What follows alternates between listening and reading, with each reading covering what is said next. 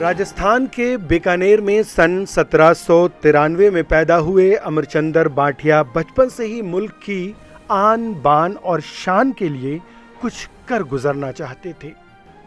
उनके वालिद का बीकानेर में खानदानी कारोबार था, लेकिन कारोबार में हुए माली नुकसान की वजह से उनके वालिद को पूरे खानदान के साथ ग्वालियर की जानिब रुख करना पड़ा, जहां सिंधिया खानदान की हुकूमत थी। उस वक्त के ग्वालियर के महाराजा ने उन्हें वहां दोबारा कारोबार शुरू करने का मशवरा दिया।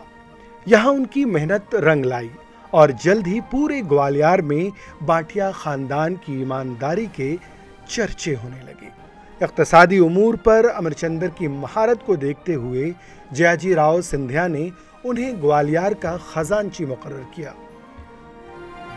यूं तो देश में कई ऐसे क्रांतिकारी पैदा हुए जिन्होंने अंग्रेजों से लड़ते लड़ते अपने प्राण त्याग दिए या फिर हंसते हंसते फांसी पर झूल गए। इनमें से एक नाम है ग्वालियर के अमरचंद भाटिया। ग्वालियर के अमरचंद भाटिया उस समय ग्वालियर रियासत के गंगाजली कोष के अध्यक्ष थे और उन पर आरोप था कि महारानी लक्ष्मीबाई और उनकी सेना को सिंधिया रियासत के पूरे खजाने को उन्होंने सौंप दिया।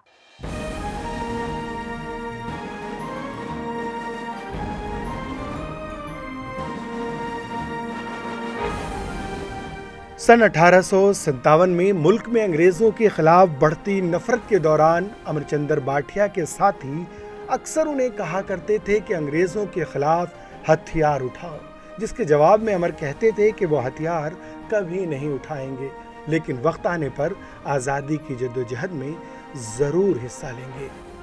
बिलाखिर वो वक्त भी आया जब सन 1857 को झांसी की रानी लक्ष्मीबाई ने बरतानवी अफवाज को ललकारने का फैसला किया।